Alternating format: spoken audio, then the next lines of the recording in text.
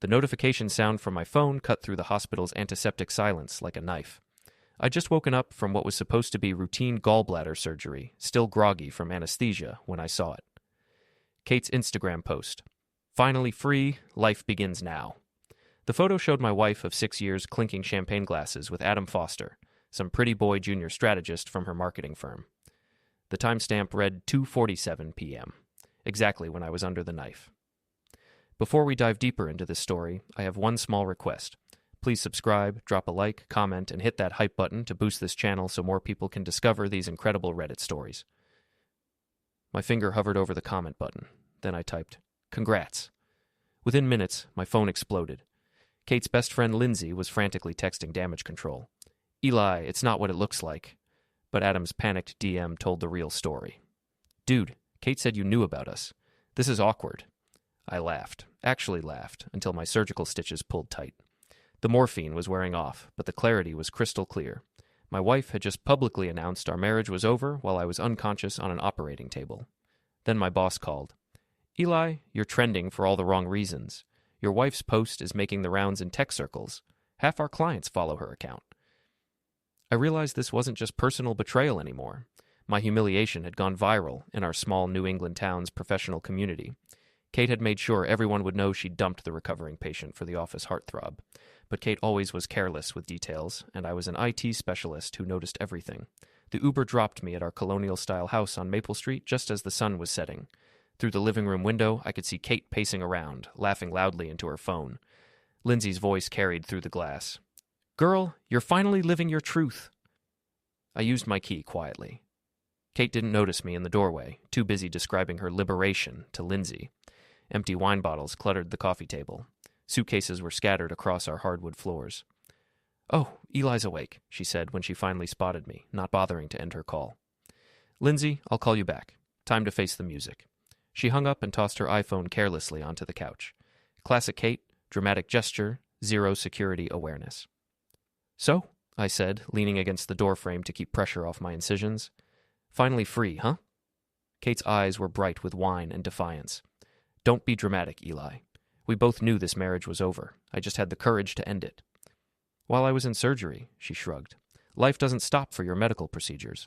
Adam and I have been planning this for months. We're in love." "Months," I repeated. "How many months, Kate?" "Does it matter? You've been emotionally absent for years. Always buried in your computers, never wanting to go out, never caring about my career." "Your career." I walked slowly toward the couch, each step deliberate. "Tell me about your career plans with Adam." Kate's phone was right there, unlocked, notifications still popping up. I reached for it under the pretense of moving it so I could sit down. "We're going to request transfers to the Boston office," Kate continued, oblivious. "Adam has connections there. Real connections, not like your small-town IT job." I scrolled through her messages while she talked. Kate had always been terrible with digital privacy. Used the same password for everything, never logged out of anything. The conversation thread with Adam went back 8 months. Hotel receipts, explicit photos, time-stamped messages from afternoons when she'd told me she was working late. "You know what's funny, Kate?" I said, still reading. "Mrs. Worthington mentioned she'd been seeing a lot of unfamiliar cars in our driveway. Blue BMW, she said. Isn't that what Adam drives?" Kate's face went pale. "That nosy old witch has nothing better to do than spy on neighbors." She also mentioned the car was here most afternoons, Tuesdays and Thursdays specifically, your client meeting days. I took screenshots of the most damaging conversations and forwarded them to myself, then deleted the sent messages from Kate's phone. She was too drunk and flustered to notice my thumbs moving across her screen. "I'm not ashamed of anything," Kate said, but her voice wavered. "Adam and I are adults. We fell in love. These things happen." "They do," I agreed, standing up carefully. "And sometimes consequences happen, too." My brother Mason lived 20 minutes away in a garage apartment behind his auto shop. I'd called him from the hospital, and he was waiting with a toolbox and a grim smile. "She really posted that while you were under?" Mason asked, examining Kate's Lexus in our driveway. "Instagram, Facebook, and Twitter, the holy trinity of public humiliation." Mason popped the hood and got to work. "Just a little distributor cap adjustment," he said. "Car won't start, but no permanent damage. Plausible deniability."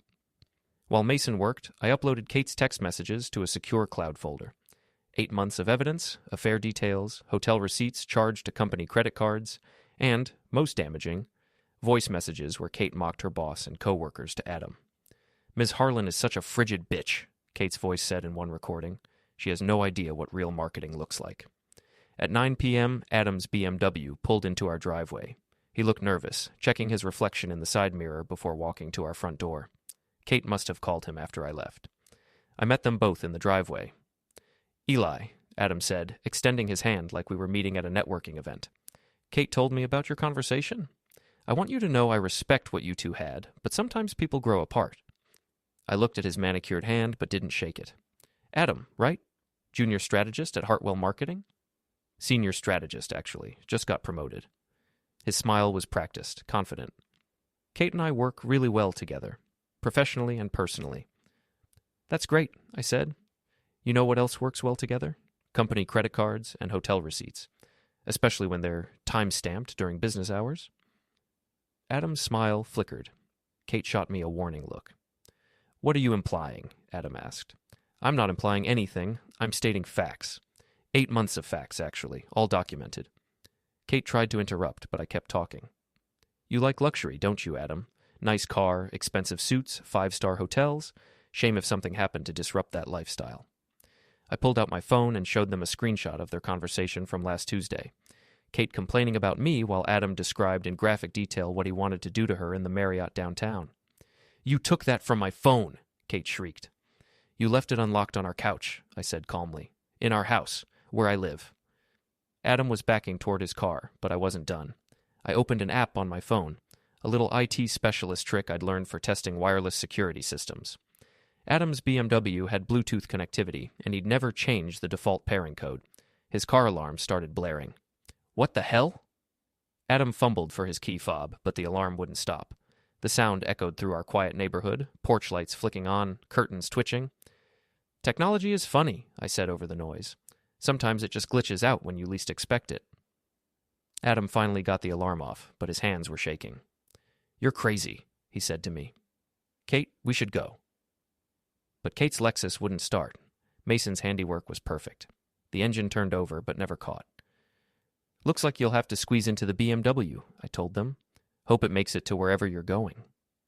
As Adam's car pulled away, the alarm started up again. The next morning, I put my plan into motion. Kate had left her laptop open on our kitchen table, another security nightmare. Her Hartwell Marketing email was logged in, including access to the company's group chat system. I didn't hack anything. I simply used Kate's own authenticated session to share some interesting files with her coworkers. Screenshots of her and Adam's affair, hotel receipts charged to company cards, and the voice memo where Kate called her boss a frigid bitch. Within an hour, both Kate and Adam were summoned to HR. I spent the afternoon at Flanagan's bar downtown, where Rhonda, the manager, kept me updated via text. She had friends at Hartwell Marketing who were feeding her real-time gossip. "Emergency meeting," Rhonda texted. "Kate's trying to claim you hacked her accounts. Says you're unstable and jealous." But Kate's defense backfired spectacularly. Lindsay, apparently jealous that Kate had chosen Adam over their friendship, leaked another voice memo to HR, one where Kate described her plan to paint Eli as an abusive husband if he ever found out about the affair. By evening, Flanagan's was packed with the usual crowd. I was nursing a beer at the bar when Rhonda nudged me. "Your boy Adam just walked in. He's been drinking already." Adam spotted me immediately and made a beeline for my table, his face flushed with alcohol and rage. "You son of a bitch," he said loudly, drawing stares from other patrons. "You ruined everything. Kate lost her job because of you." "Actually," I said, not standing up, "Kate lost her job because she used company resources to fund her affair and called her boss a frigid bitch. I just provided the evidence." "You hacked her accounts." "I used her unlocked devices in my own house. There's a difference." Adam was swaying slightly, clearly drunk. "You think you're so smart, don't you? Well, Kate's better off without some loser IT guy who can't even satisfy his own wife." The bar went quiet. Every conversation stopped. Cell phones came out. "Adam," I said calmly, "you're drunk. You should probably go home. I'm not going anywhere until you admit what you did. You're a pathetic, vindictive little man who can't handle losing." I stood up slowly, still favoring my surgical side. "You want to know what I can't handle? I can't handle cowards who sneak around behind people's backs for 8 months, then act surprised when there are consequences." Adam lunged at me, throwing a wild punch that I easily sidestepped. His momentum carried him forward, and he crashed face first into a trash can behind my table. The crowd erupted in laughter as Adam struggled to get up. Garbage stuck to his expensive shirt.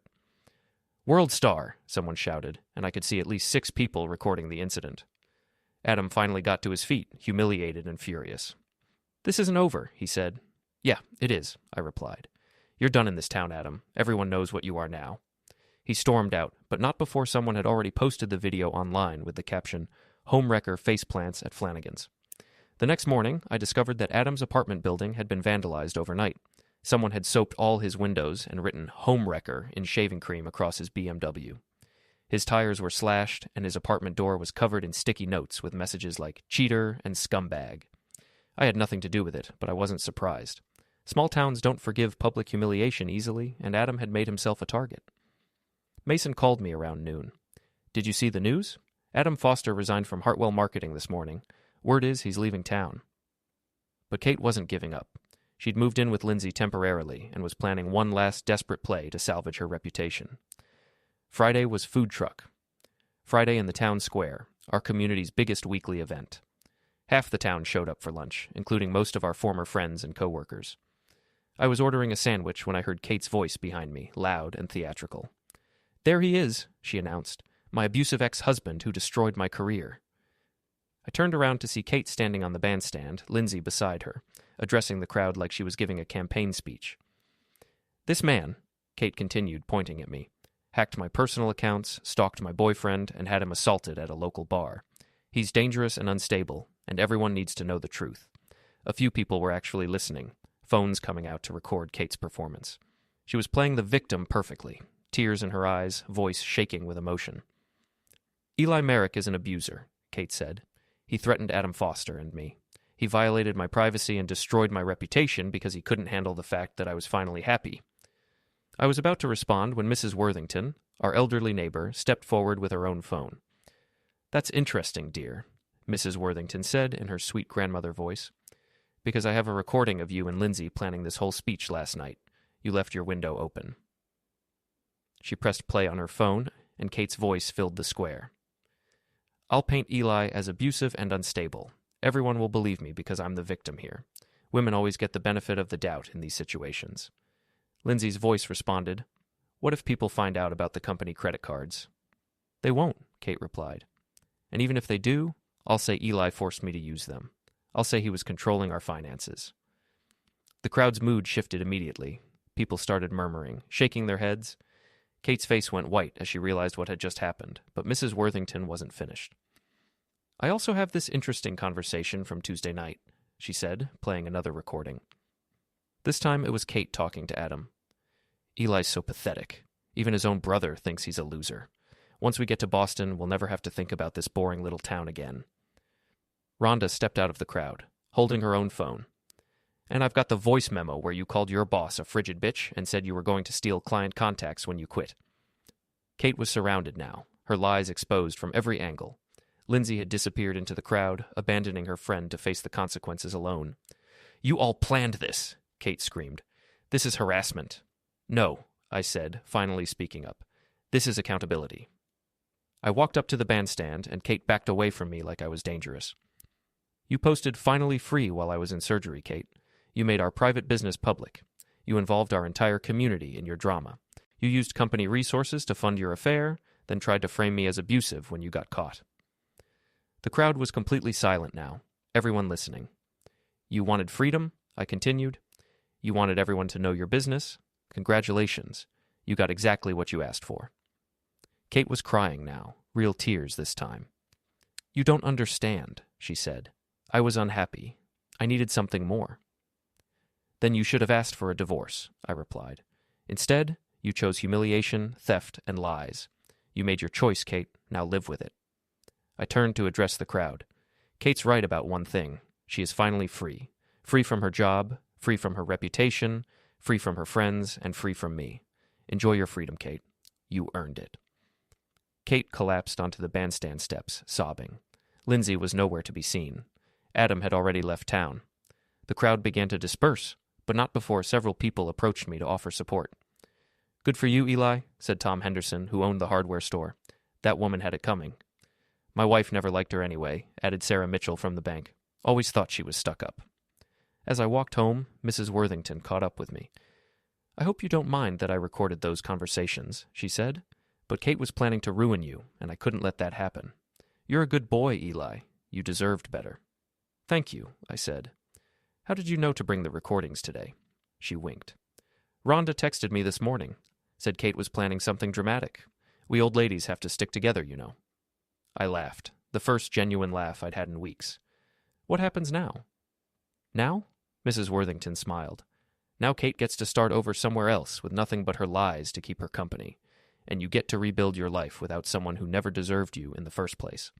That evening, I sat on my front porch watching the sunset. My phone buzzed with messages from friends and coworkers offering support. Kate's social media accounts had been deleted. Adam's LinkedIn profile showed he'd moved to another state. Lindsay had unfriended everyone associated with the drama. Mason pulled up in his truck and joined me on the porch. So, he said, how does it feel to win? Like justice, I said. Kate wanted her freedom, and she got it. She's free from everything she thought she wanted. Her job, her reputation, her friends, her marriage. She's completely free. And you? I thought about it. I'm free too. Free from lies, free from betrayal, free from someone who never really loved me.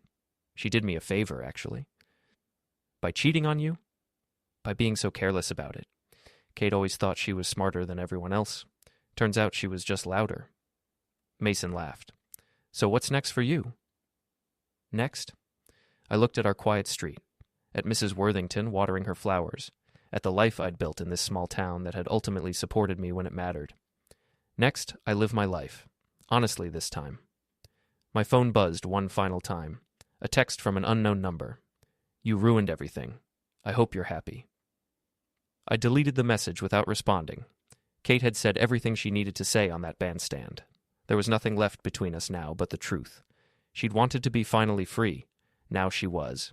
And so was I.